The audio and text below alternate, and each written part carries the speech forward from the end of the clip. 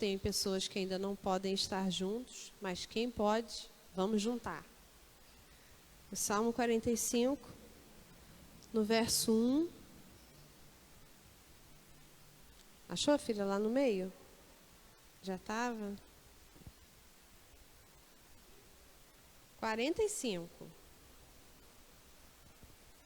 Show.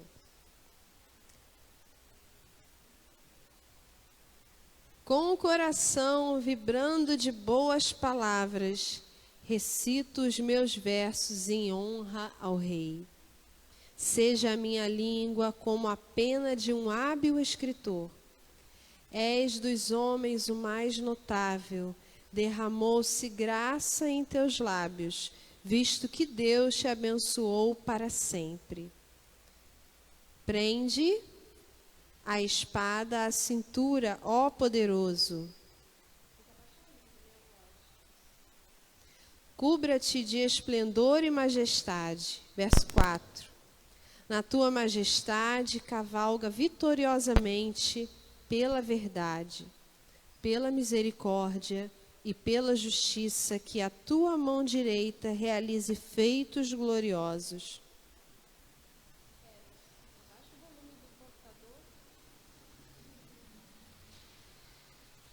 Verso 5. Tuas flechas afiadas atingem o coração dos inimigos do rei. Debaixo dos teus pés caem nações. O teu trono, ó Deus, subsiste para todo sempre. Cetro de justiça é o cetro do teu reino. Amas a justiça e odeias a iniquidade. Por isso Deus, o teu Deus, escolheu-te dentre os teus companheiros, ungindo-te com óleo de alegria.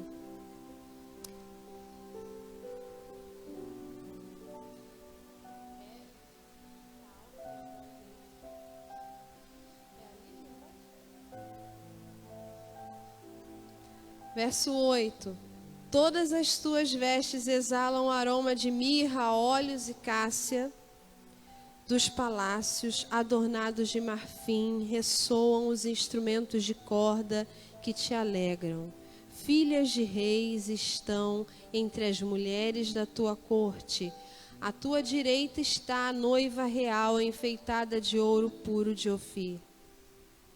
Ouça, ó filha, considere e incline os teus ouvidos. Esqueça o teu povo e a casa paterna. O rei foi cativado pela tua beleza. Honre-o, pois ele é o seu senhor. A cidade de Tiro trará seus presentes. Seus moradores mais ricos buscarão o seu favor. Cheia de esplendor está a princesa em seus aposentos, com vestes enfeitadas de ouro. Em roupas bordadas é conduzida ao rei. Acompanhada de um cortejo de virgens, são levadas à tua presença. Com alegria e exultação são conduzidas ao palácio do rei. Os teus filhos ocuparão o trono dos teus pais.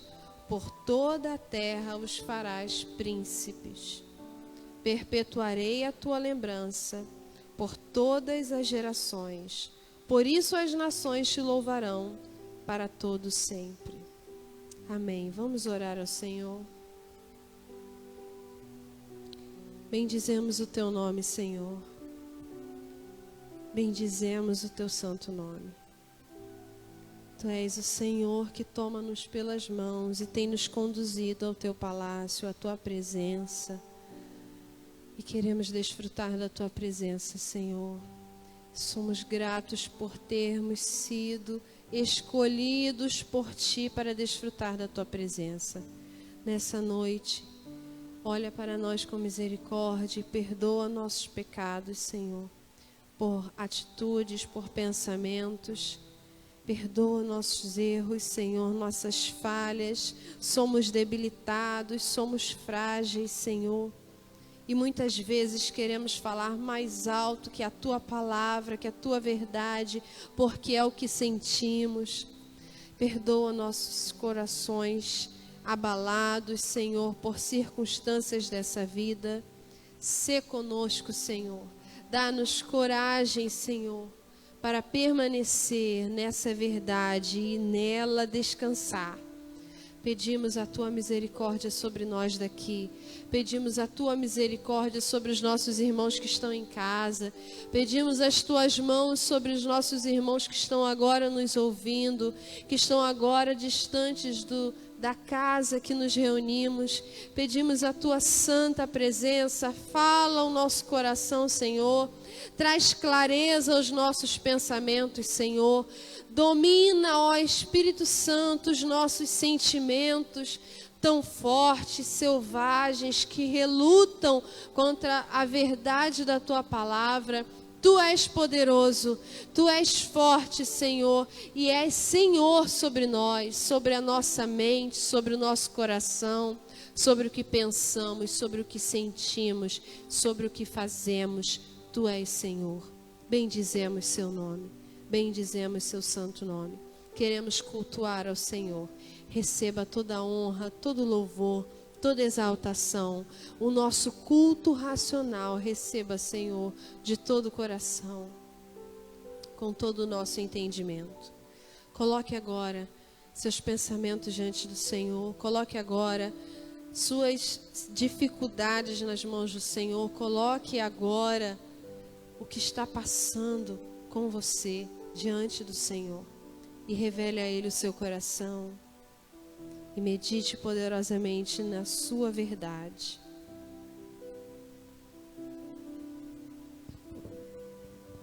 Amém.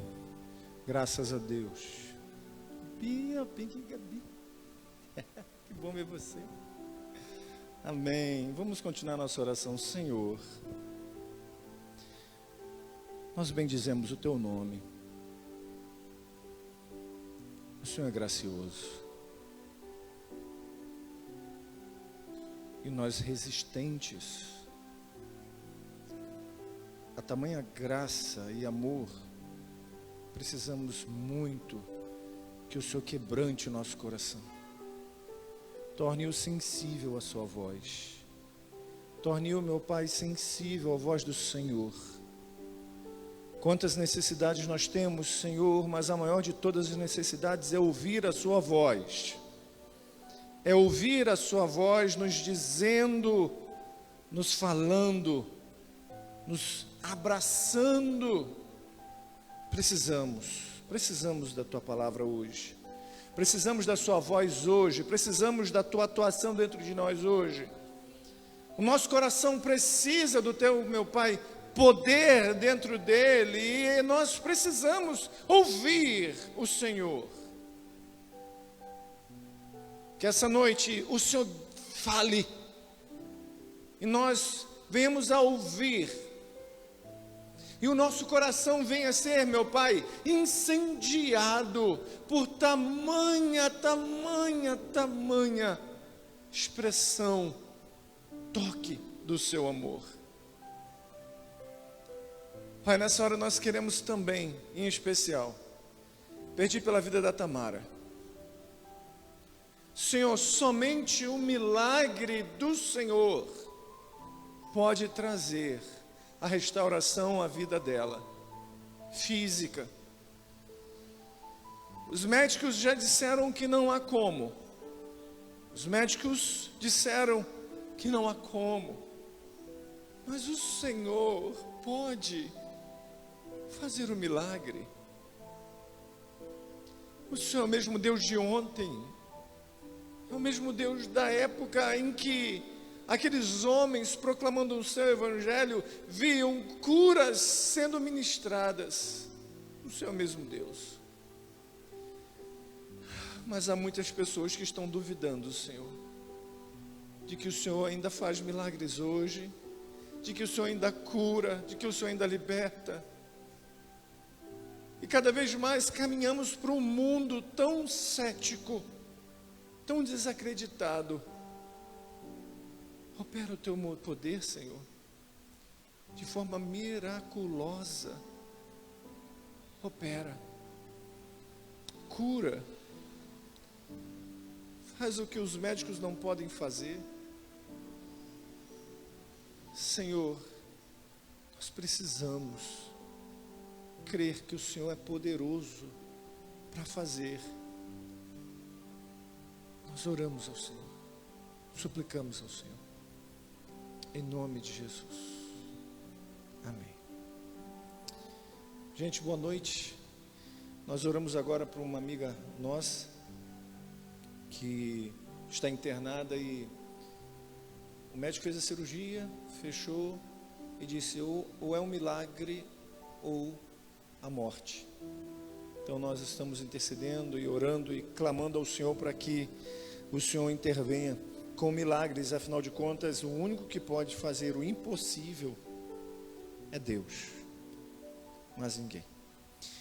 Bom, eu vou fazer minha introdução do sermão de hoje. Hoje nós não vamos ter canções, porque o nosso menino está trabalhando.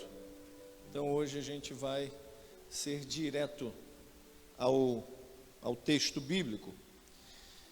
Somos seres, e eu vou fazer a leitura daquilo que eu compartilhei na internet, somos seres em busca de significado e sentido. Nós buscamos identidade ou a identificação naquilo que vestimos, naquilo que compramos, naquilo que usamos. Buscamos por algo ou alguém que nos complete, nos dê razão para acordarmos todas as manhãs. Inúmeras vezes colocamos nossa busca por uma identidade no poder financeiro, ou na fama, ou na aceitação pelo próximo. Colocamos nossa busca por identidade no sexo, e por isso nós homens achamos que quanto mais mulheres tivermos, mais afirmaremos nossa masculinidade. Por outro lado, como algumas mulheres em busca de prazer seduzem homens para que possa ter um empoderamento pessoal. Estamos em busca de algo, e talvez esta busca por algo se desvie na estrada porque há muitas interferências a nos atrair, nos seduzir, em formarmos uma identidade que nos distancie da identidade da imagem de Deus. Fomos criados à imagem de Deus. Somos filhos de Deus, criações de um Deus poderoso. E a nossa identidade é constantemente confrontada. Somos confrontados por esta cultura que temos. A cultura de quanto mais você tem valor. Quanto menos você tem, menos você tem valor. Se você tem muitas condições de arrastar pessoas para dentro de casa, para servir essas pessoas, você é alguém de valor. Se você não tem como arrastar pessoas para dentro de casa, porque você não tem nada a servir, você é alguém sem valor. A sua identidade está atrelada à sua posse. O tempo bíblico também não era muito diferente. Eu acredito que hoje está ficando pior, e cada vez ficará pior. Víamos no carro e conversávamos, né? Pode tirar a máscara, filha. Você já abriu a boca 3 vezes aí, está terrível aí. Né? Porque você respira melhor, entendeu? Aí a gente veio no carro comentando, que tempo terrível é esse, né? Que tempo terrível. Eu sei que talvez aqui eu seja o mais velho em idade, o não mais velho na caminhada cristã, porque Elaine já estava desde 5 anos, então ela tem aí uns 10 anos à minha frente, fez 30 anos, né? Depois a gente vai orar, 40 aninhos, 30 de crente, e eu estou com 20, mas a gente estava conversando que quão difícil tem sido hoje ser cristão. E a quarentena e a pandemia parece que fez um pump nisso, deu um bust, né? Deu uma explosão nisso, deu uma impulsionada nisso. Deu um destaque, deu um enfoque, impulsionou, empurrou. Você olha e vê que cada vez mais está difícil para a gente ter ânimo para fazer alguma coisa, já diante das condições em que a gente vive. A gente olha aí toda a condição política, pública, você quer fazer um exame público, você tem que esperar 6 meses para fazer o exame, tem gente que vai fazer o exame, e quando vai fazer a marca consulta, que a consulta vem, já morreu. A nossa justiça para favorecer os que são não cometeram um crime, mas porque são pobres, estão presos, demora meses, anos, ou como aconteceu com a princesa Isabel, séculos, até que fosse votado e assim ela ainda perdeu a causa. Então, quando a gente olha e vê que o país em que vivemos é um país cada vez mais corrupto, cada vez mais levado a nos abater emocionalmente, acabamos vendo também um país que parece que está sendo afetado espiritualmente. Muitos cristãos cansados, desanimados, abatidos, estão parando a caminhada comunitária no meio do caminho. Então a gente vai ouvir hoje um texto muito interessante, Lucas capítulo 19, versos de número 1 a 10. É um texto bem conhecido, e a gente vai perceber como alguém em procura de identidade, alguém perdido, tem atitudes que podem nos ensinar muito.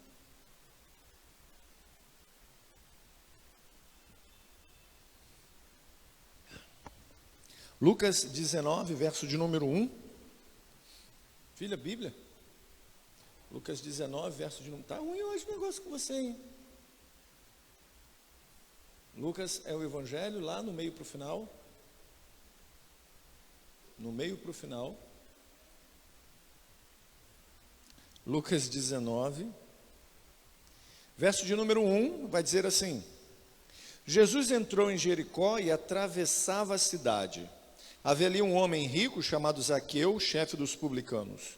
Ele queria ver quem era Jesus, mas sendo de pequena estatura, não o conseguia, por causa da multidão.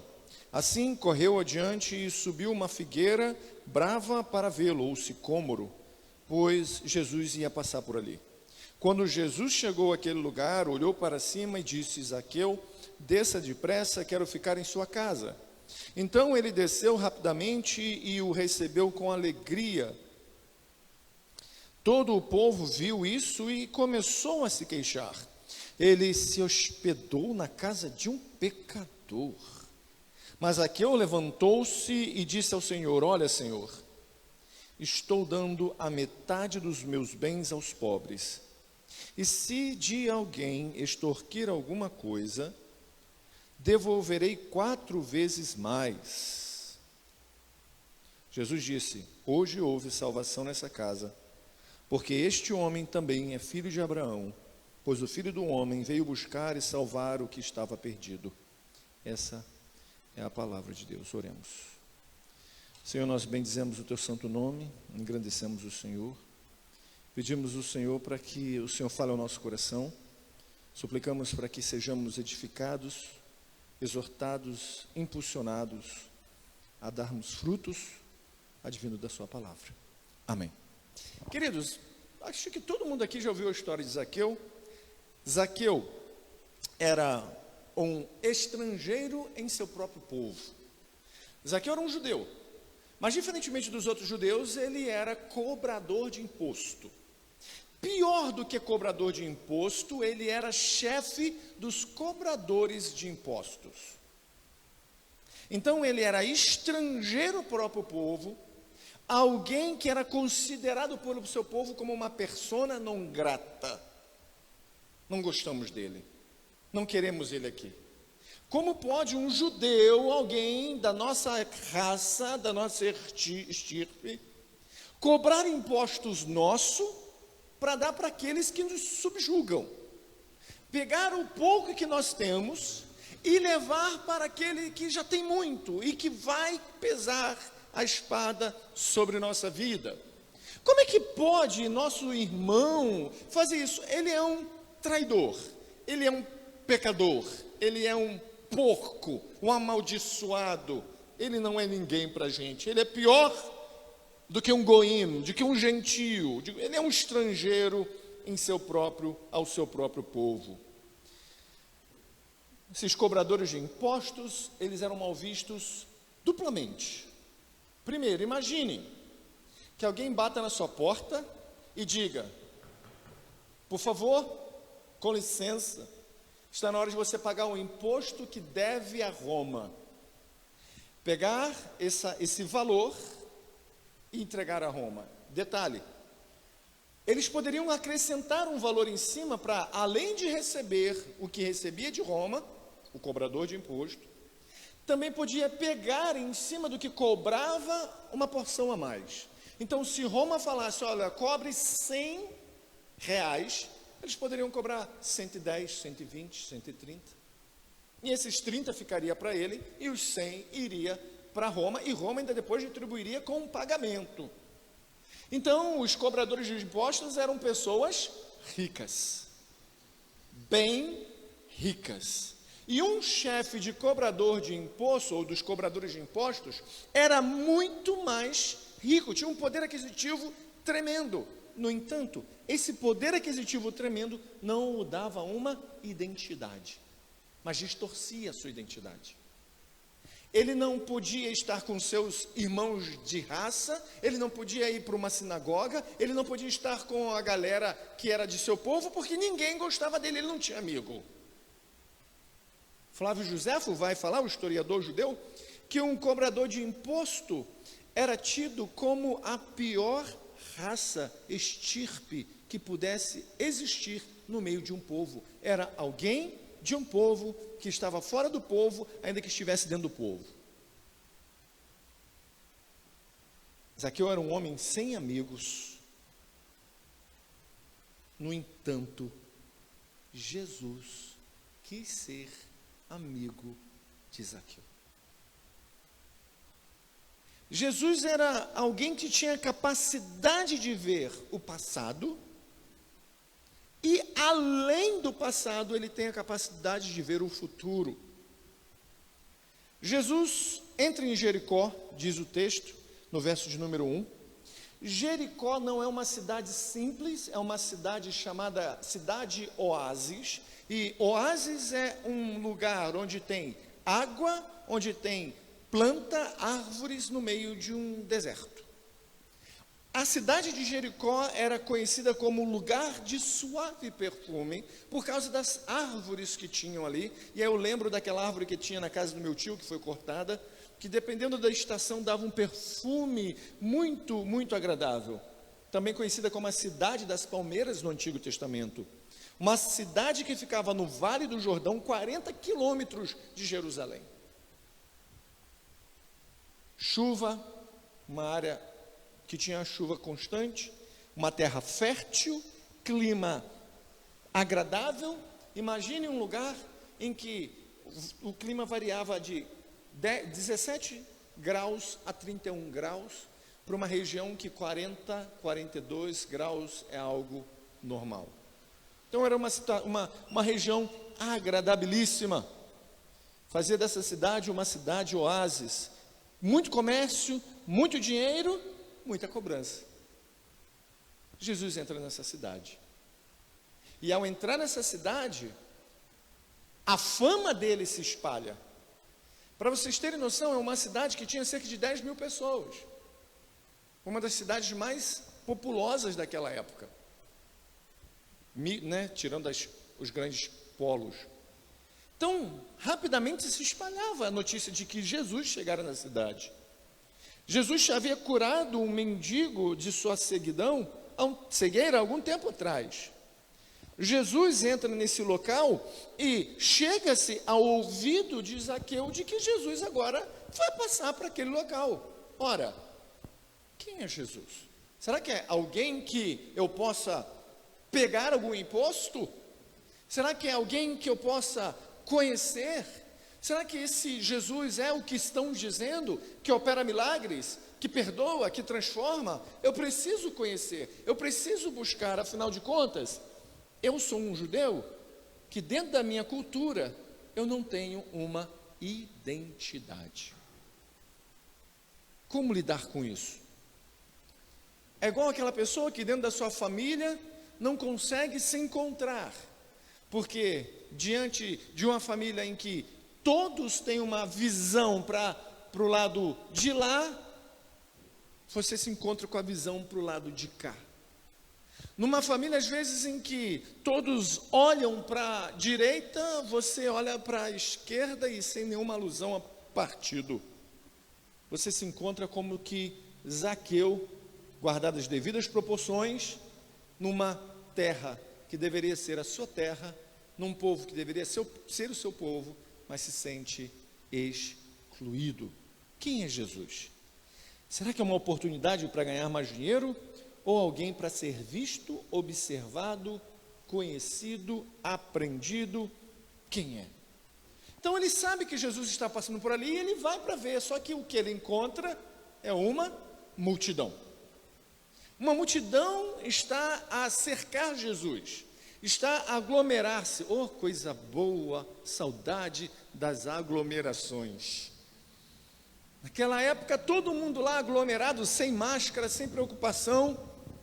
Zaqueu se depara com essa multidão, e essa multidão é o que impede Zaqueu de alcançar o seu objetivo, que é ver, conhecer Jesus.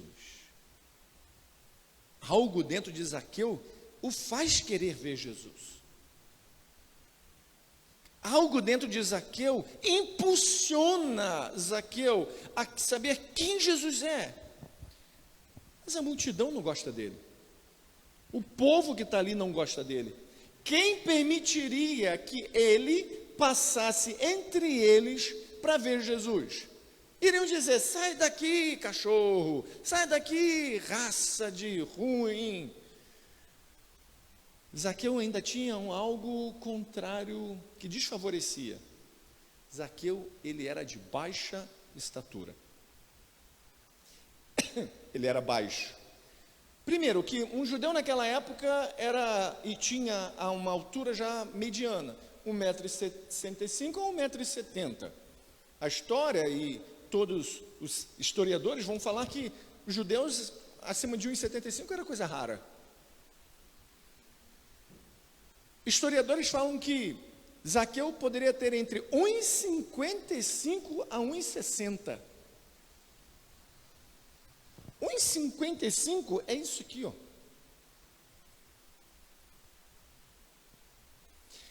Imagina o seguinte, quase da sua altura, né, Maria? Você deve ter mais ou menos. Vem cá, por favor. Vem cá.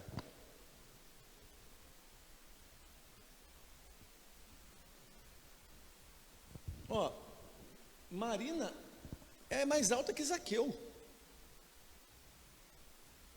Se engrandece com isso não, tá? Mais alta do que Zaqueu. Então imagina, alguém aqui já foi para show? Pode abrir o coração, não tem vergonha não. E aí tinha na frente de você alguém de 1,90 m, 1,85 m, você ficava... Aí pede para alguém: bota nas costas, me bota nas costas. Aí a pessoa: minha filha, essa fase de ir nas costas já passou, minha coluna não aguenta. Zaqueu encontra esse impedimento. Olha, o show está ali, eu estou aqui, tem um cara na minha frente, o que eu faço? Normalmente a gente procuraria um lugar mais alto, a gente tentaria, né, passar assim, aí entra na frente da pessoa que está aqui atrás menor, e a pessoa olha para você: ei, que isso? Aí você: desculpa. Aí você chega para cá, já há uma confusão e pronto, aí suja tudo. O que Zaqueu faz? Sobe numa árvore, num sicômoro. Parece algo muito natural, né? Quem que consegue subir em árvore? A última vez que Marina subiu, caiu. Não? Foi a penúltima. Elaine, eu acho que não consegue subir em árvore. 40 anos, gente, é complicado. Né? Alguém que consegue subir em árvore? Antigamente subíamos, né? Com destreza e tudo. Não tinha nem medo de cair, tropeçar. Hoje a gente vai subir no ressalto, já fica: gente, eu tenho contas para pagar, tenho família para sustentar, não dá para... Zaqueu sobe numa árvore, um sujeito de 1,50 m, 55 m, no máximo 1,60 m, e aí entra alguns pontos da nossa história.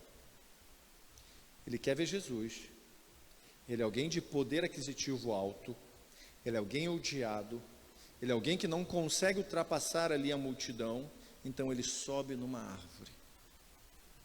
A gente não está falando, gente, do século 21, numa época em que qualquer um que a gente tiver que se subir na árvore, um homem, a gente não vai achar nada de estranho, vai pensar, ou vai pegar a fruta, ou vai pegar uma pipa, ou alguma coisa.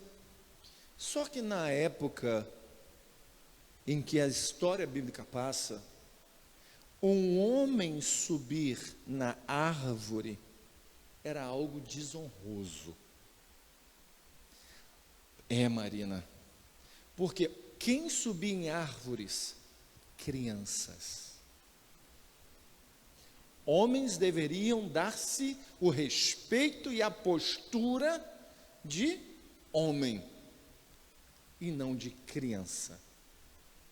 Então, quando Zaqueu sobe nessa árvore, ele está se sujeitando a uma série de coisas: zombaria, humilhação, zoação, escárnio.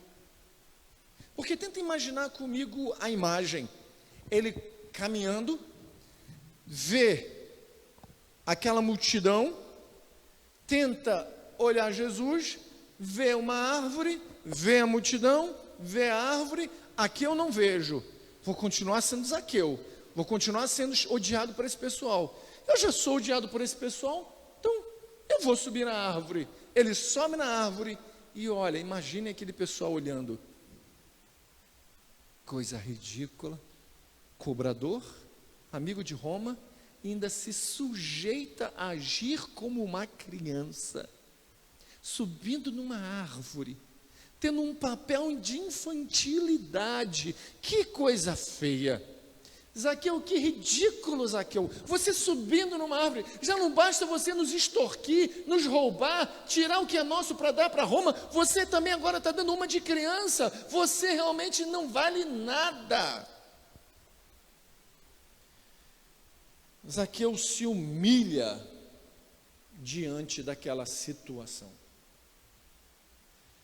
Foi isso que Zaqueu fez. Ele se colocou em uma posição de humilhação para ver Jesus. Ele ignorou a multidão. E multidão tem um poder tremendo sobre nossas decisões. Multidão tem poder tremendo em nossas decisões. Quer ver um exemplo? Se você vai num lugar, numa cidade que você não conhece, e você passa pela rua, tem um restaurante, tem 3 restaurantes, um no início do quarteirão, outro 2 quarteirões depois, e outro 3, 4 quarteirões depois no final. Você passa no primeiro, não está cheio. No meio está cheio, carro parado, lotado. No final não tem ninguém. Qual o restaurante que você opta em ir?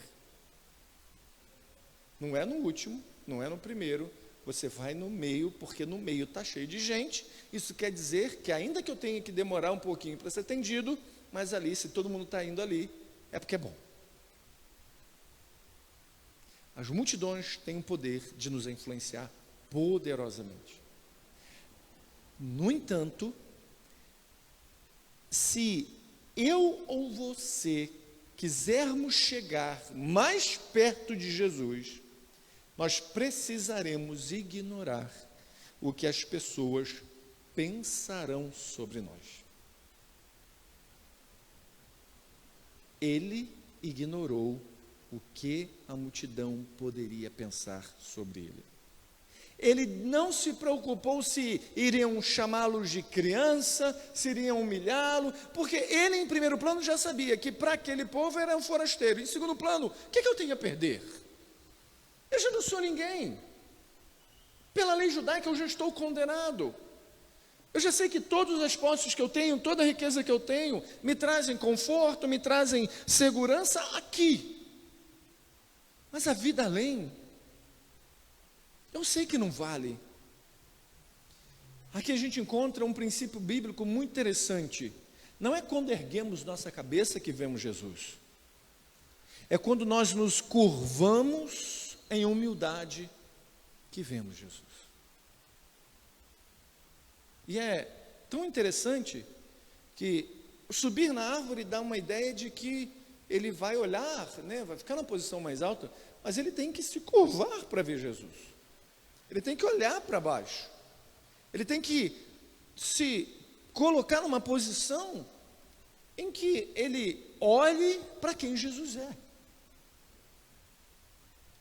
Aos olhos da religião, ele é uma criança, ele é um inconsequente, um infantil, além de ser cobrador de impostos. Mas aos olhos de Cristo, olha o que Mateus, capítulo de número 18, verso de número 1 diz. Mateus, capítulo de número 18, verso de número 1 diz.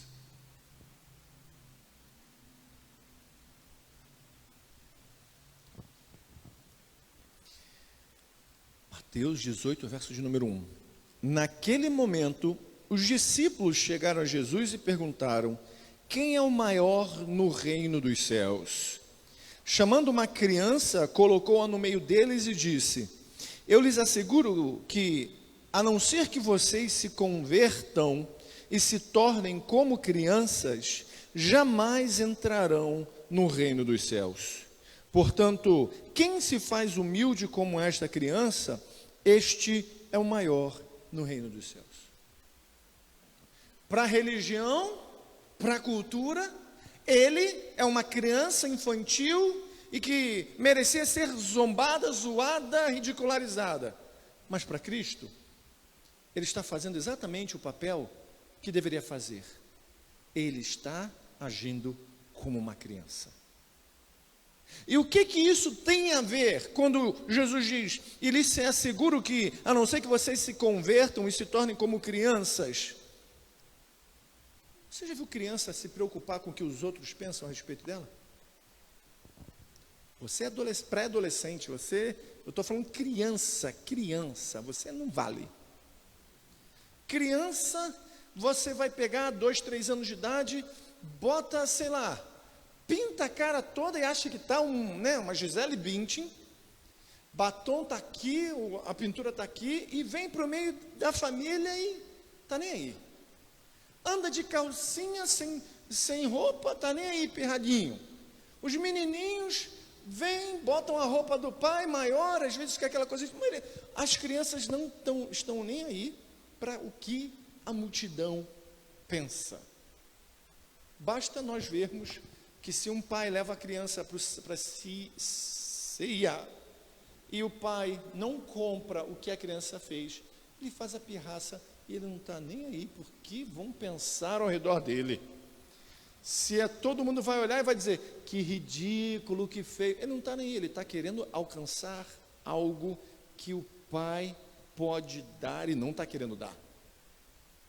Então, o Zaqueu está fazendo algo que Cristo mostra. Você quer me alcançar? Você quer andar comigo? Seja como uma criança. Não pense o que a multidão vai pensar sobre você. Você vai andar e vai agir de maneiras que a multidão vai querer zombar, que a multidão vai querer questionar, que a multidão vai querer fazer uma série de coisas. Mas se você não der ouvidos para a multidão, você vivenciará quem eu sou. O oposto é uma realidade. Se dermos ouvidos para a multidão, deixaremos Cristo de lado.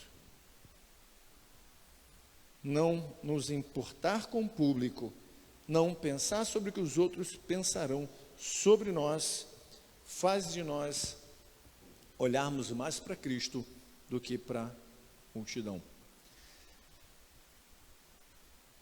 Então, quando a gente olha que devemos focar em Jesus mais do que a multidão sempre vai tentar nos dissuadir, nos convencer a mudar de ideia. Ah, que isso, você está tão nova para ir para a igreja, tem um mundo aí, tantas coisas para fazer, diversões. Ah, para que você vai querer conhecer Jesus? Depois você conhece, aí você não vai poder ir para a noitada, você não vai poder fazer o que você quer. O que vão pensar de você? A multidão chega para Zaqueu e tenta imaginar, visualizar isso, como se estivesse chegando: Zaqueu, por que você pensa que um homem justo como Jesus vai se aproximar de você. Sabe, olhando para ele, o que você pensa? Que um homem justo como Jesus, ninguém que ande em santidade, que ande obedecendo às leis do Senhor, se aproximará de você. Você é mentiroso, ladrão, pecador, cobrador de impostos. Talvez, se tivesse algum religioso, e tinha religioso no meio, muitos ali o exporiam publicamente como alguém condenado. Só que o próprio Jesus nos ensina algo acerca de cobradores de impostos. Jesus tem um ensino maravilhoso sobre cobradores de impostos. Mateus, que a gente leu no capítulo 18, mais um pouquinho à frente, no capítulo 21, no verso de número 31, diz assim, no verso de número 28, Mateus capítulo 31, verso de número 18, o que acham? Havia um homem que tinha 2 filhos, chegando ao primeiro disse, filho, vá trabalhar hoje na vinha. E ele respondeu, não quero. Mas depois mudou de ideia e foi. O pai chegou ao outro filho e disse a mesma coisa, e ele respondeu, sim senhor, mas não foi. Qual dos dois fez a vontade do pai? Agora é o 31, versículo 31. Qual dos dois fez a vontade do pai? O primeiro, respondeu eles. Jesus lhes disse, digo-lhes a verdade, os publicanos é o mesmo nome, ou é um nome para substituir cobrador de impostos. E as prostitutas estão entrando antes de vocês no reino de Deus. Porque João veio para lhe mostrar o caminho da justiça, e vocês não creram nele. Mas os publicanos e as prostitutas creram. E mesmo depois de verem isso, vocês não se arrependeram e nem creram nele. Olha o que Jesus está dizendo. Olha, João Batista veio antes de mim e disse, olha para Cristo. Ele é o Cordeiro que tira o pecado do mundo. Venham e sigam. E vocês não seguiram. Religiosos, vocês não seguiram. No entanto, os publicanos e as prostitutas estão seguindo. Os publicanos e as prostitutas estão se convertendo, se arrependendo e crendo, entrarão primeiro no reino dos céus do que vocês. O que Jesus mostra é que, embora a cultura daquele tempo aponte para uma visão condenatória, Jesus mostra que ele está acima da cultura. Ele não se submete à cultura, ele não anda na cultura, ele transforma a cultura. A nossa cultura é confusa. A nossa cultura está sempre confusa e sempre estará confusa enquanto o foco não for Deus como o seu Criador. Basta a gente olhar, e olha, eu vou dizer algo, pela primeira vez na minha vida, eu nunca vi crente defender Globo e criticar outro crente que defendesse um princípio bíblico. Mas a gente vê como que a cultura confusa está confundindo até os que estão dentro de igreja. Veja, não sou defensor nem um pouco de ideologias neopentecostal, nem pentecostal, nem pentecostal gosto, nem neopentecostal. No entanto, se um neopentecostal pega um princípio bíblico e fala a verdade, é a verdade, porque é o princípio bíblico. E a gente tem que confiar e crer. Aí um irmão em Cristo diz, olha, a Bíblia nos diz, é a Bíblia que nos diz. A casa de Deus está aberta para todo mundo vir. Todo mundo pode vir. Pode entrar publicano, pode entrar prostituta, pode entrar homossexual, pode entrar travesti, pode entrar quem for, para ouvir a palavra e ser transformado pelo Espírito. Agora, se tornar corpo de Cristo, precisa de arrependimento e confissão de pecado.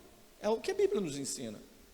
Aí uma pessoa fala isso, crentes que estão seguindo para uma teologia liberal, começa a questionar dizendo: processa, bota ele na cadeia, como é que pode? E defende as ideologias da novela das 9, das 8, da Globo, dizendo: não, porque a novela está nos trazendo cultura, nos ensinando. Então a cultura, ela sempre será confusa, e os cristãos que estavam sempre antenados com Cristo e fora da cultura, deveriam transformar a cultura, agora estão se submetendo à cultura e não transformando-a. Jesus, ele está acima da cultura e transforma a cultura. Presta atenção, já pensou se Jesus se submete à cultura do seu tempo? Olha Zaqueu subindo ali e diz: a cultura, a nossa religião diz que você é um pecador, que eu não posso me aproximar e que você está condenado. Se ele se submete à cultura, Zaqueu já estaria morto, porque a cultura, o valor da pessoa é determinado pelo que ela tem de performance, pelo que ela é ou aparenta ser bem-sucedida. Zaqueu estaria fora dessa cultura religiosa, porque ele era publicano, cobrador de impostos, chefe do cobrador de impostos. Então, quando ele sobe naquela árvore, ele está em uma posição contrária ao que financeiramente ele se encontra. Ele está se humilhando, se colocando numa posição de humilhação. E olha que coisa linda, quando Jesus se aproxima dele, diz, no verso de número 5, Zaqueu, Jesus chama pelo nome. Parou para pensar, ele chama pelo nome: Zaqueu, desce, e desce depressa, quero ficar em sua casa hoje. Se ele segue a cultura, você nem olhava para ele, mas como ele modifica a cultura, ele diz: Zaqueu, ele chama pelo nome. Zaqueu não se apresentou: olha, eu sou Zaqueu. Não, Jesus chama pelo nome: Zaqueu, desce, quero ficar em sua casa hoje. Isso se chama graça. A gente já ouviu falar, né, que graça é o favor imerecido da parte de Deus. Graça é o Senhor se relacionar, chamar para compartilhar o que Ele vai compartilhar agora. Zaqueu, eu quero ser seu amigo. Porque só chamava ou só ficava na casa de alguém quem tinha o mesmo pensamento, quem tinha a mesma ideologia, quem tinha amizade. E vale lembrar que, diferente da refeição de hoje, uma refeição demorava horas, às vezes o dia todo comendo, e conversando, e bebendo vinho, e batendo papo. Então, quando Jesus se aproxima de Zaqueu e chama Zaqueu, há uma transformação. A gente vai ver no versículo seguinte que as pessoas criticam a religião, a cultura religiosa, ele está comendo com um pecador. Mas Zaqueu, quando está em casa, com Jesus, alguma coisa transformou Zaqueu. Alguma fala de Jesus, algum toque de Jesus, uma visão de Jesus, alguma coisa mudou Zaqueu, de ir na casa dos outros cobrar, e naquele momento ouvir e levantar e dizer: olha, Senhor, eu vou dar metade de tudo que eu tenho, eu vou dar metade de todos os meus bens, tudo que eu tenho eu vou dar metade, e da outra metade, se eu extorquir alguma coisa, eu vou devolver 4 vezes mais. Que encontro é esse, que numa refeição transforma profundamente, radicalmente Zaqueu?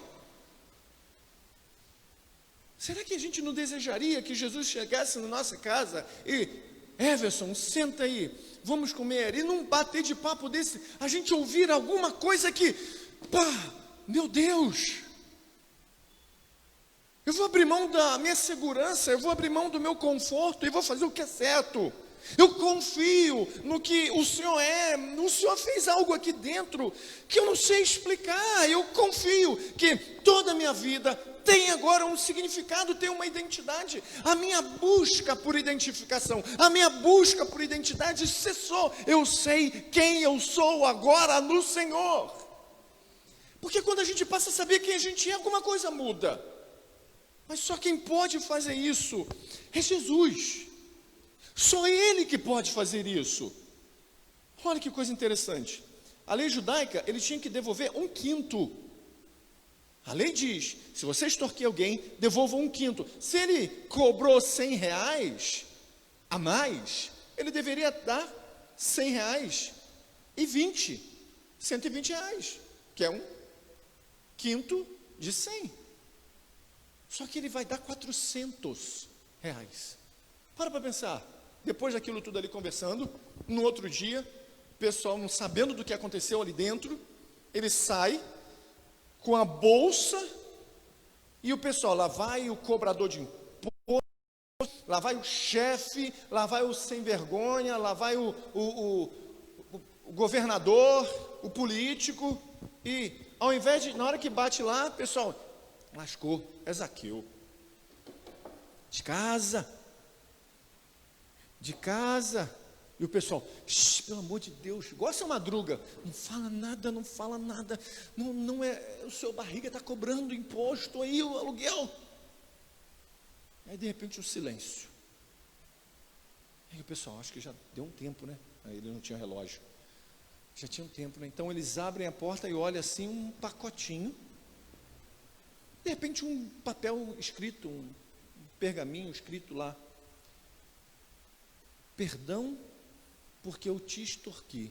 Aqui está 4 vezes mais do que eu tirei de você. Eu conheci Jesus. Imagina. Aquele que ia para tirar, agora deu.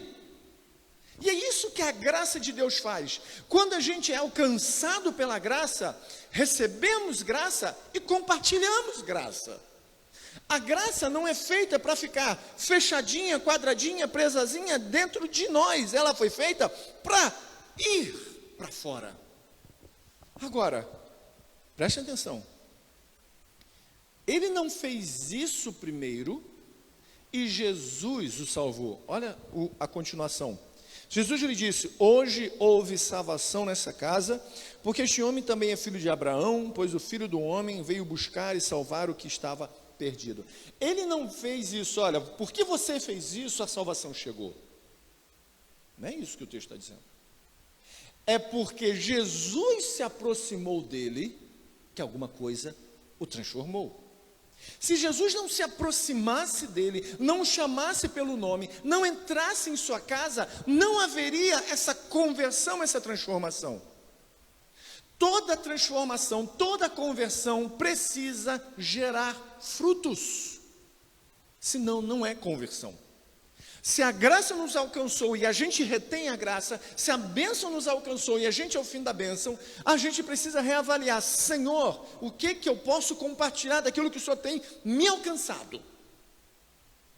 Então quando a gente olha e vê o que Jesus fez, a gente tem que lembrar de Romanos 2, capítulo de número 4, Paulo, um grande pecador, que disse, ou será que você despreza as riquezas da sua bondade, tolerância e paciência, não reconhecendo que a bondade de Deus o leva ao arrependimento? É a bondade de Deus que nos leva ao arrependimento. Lembra da parábola do filho pródigo? O filho gasta tudo, está lá e de repente ele... Os escravos, os servos do meu pai, têm com abundância. Ele lembra da bondade do pai e ele se arrepende do caminho dele. Quando a gente começa a olhar e ver da abundância de bondade de Deus, a gente é constrangido. A gente é constrangido. A gente se irrita, a gente se chateia, mas quando o Senhor começa a mostrar a sua bondade, quando Ele começa a demonstrar o seu amor, quando Ele começa a demonstrar a sua misericórdia, somos levados a um profundo arrependimento. Quem aqui já não chegou para Deus e disse: ah, Senhor, eu estou muito chateado, a minha vida está uma loucura, eu não consigo mais, e de repente numa leitura da palavra, ou numa conversa, ouvindo a palavra, você se envergonha e se arrepende de ter dito aquilo, porque você lembra que Deus é bom. A bondade de Jesus nos leva a arrumar a mesa para Jesus. A bondade de Jesus que veio até Zaqueu. A bondade de Jesus que veio e Zaqueu, recebendo essa bondade, prepara uma mesa para comer com Jesus. É pela bondade de Jesus que podemos arrumar a nossa mesa para que Ele permaneça conosco, compartilhando das suas palavras de vida. O que a gente está procurando? A gente está procurando uma identidade que só poderá ser encontrada em Jesus. A oferta em Cabo Frio por igrejas é imensa. A gente pode ir para a Lagoinha, pode ir para o SEI, pode ir para a Presbiteriana, pode ir para o Mevan, pode ir para a Batista, pode ir para a Assembleia, pode ir para Íntimos do Pai, a gente pode ir para o Redentor, a gente pode ir para qualquer. Porque a oferta é grande. No entanto, somente em Jesus é que encontraremos a nossa identidade. E aí a gente conseguirá ver os frutos desse encontro. Vamos orar. Senhor, nós bendizemos o Teu santo nome, engrandecemos o Senhor. Obrigado. Obrigado pela palavra do Senhor, obrigado pelo amigo que o Senhor é para as nossas vidas. O Senhor tem nos chamado como filhos de Deus e como amigos do Senhor. Então nós pedimos nessa noite, se em nossa vida, meu Pai, algo está desarrumado e o Senhor está nos chamando, queremos que esteja arrumado para sentar à mesa com o Senhor. Confessamos os nossos pecados. Somos vaidosos, egoístas, somos, meu Pai, invejosos, somos medrosos, somos covardes, somos muitas coisas, mas a sua bondade nos faz reconhecer algo muito acima disso. Reconhecemos que somos pecadores e que carecemos da sua graça. E somente no Senhor teremos a nossa identidade restaurada. E nossa identidade é criados segundo a imagem de Deus. O pecado vem nos manchar, nos corromper, mas Cristo restaura a nossa identidade. E aí não passamos mais a buscar sentido em outras coisas. Não buscamos mais sentido na fama, não buscamos mais sentido no poder, não buscamos mais sentido no sexo, buscamos apenas realizar os frutos daquilo que já nos deu sentido. Somos filhos de Deus. Somos filhos de Deus. Temos um Pai Celestial que misericordiosamente, bondosamente nos alcançou. Através de Jesus, que na cruz do Calvário chamou o nosso nome. Somos gratos ao Senhor. Amém. E graças a Deus. Amém. Você que está em casa nos assistindo, nós que estamos aqui, quem quiser ofertar pode entrar em contato pelo meu inbox, tá bom? Só clicar aí. Nossa comunidade precisa das orações, das intervenções de oração de cada um de vocês, dos investimentos para que a gente dê continuidade. Essa quarentena, esse processo de pandemia, realmente é um desafio para a igreja no Brasil, e não no Brasil, mas no mundo. Eu acabei de receber uma notícia, compartilhar aqui com vocês, de uma pesquisa, de uma entrevista que foi feita nos Estados Unidos e que vários pastores simplesmente estão esperando terminar o final do ano para parar, outros já estão parando, porque o que eles estão vivendo lá é o que a gente vai viver aqui daqui a um tempinho. Normalmente o que acontece nos Estados Unidos demora uns 7 anos, né? Ou um pouquinho menos com a agilidade que está acontecendo, para que a gente também experimente. Então a gente está vendo igrejas nos Estados Unidos que estão sofrendo por causa dessa falta de entendimento da identidade que eles têm em Cristo e estão culturalmente perdidos, e isso está afetando toda a comunidade de fé. Então a gente olha e vê que o Covid, muitas pessoas foram expostas ao Covid, mas o Covid expôs todo mundo. Que a gente possa ter fé e confiança de que o Senhor cuida de nós e temos uma identidade. Vamos orar. Paizinho, nós bendizemos o Teu santo nome. Obrigado, Senhor. Obrigado pelo que o Senhor nos proporcionou hoje. Que a gente possa, Senhor, em breve estar com todos aqui. Que o Senhor nos dê o caminho, o direcionamento a voltarmos com os nossos projetos, nossas tarefas, a fim de alcançar, meu Pai, pessoas para o Senhor. O que temos dentro de nós que pode ser compartilhado 4 vezes mais? O que tem dentro de nós? O que tem dentro de nós que pode compartilhar com o outro? Essa é a pergunta, meu Pai, que eu deixo nessa noite para as nossas vidas.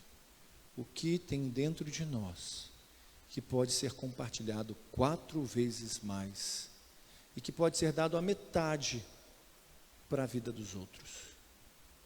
Que os nossos talentos possam ser compartilhados com os outros.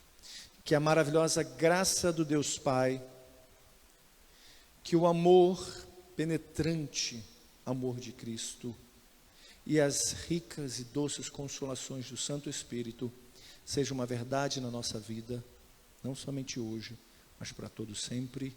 Amém. Graças a Deus. Que Deus abençoe cada um de vocês, a nós que estamos aqui. Amém.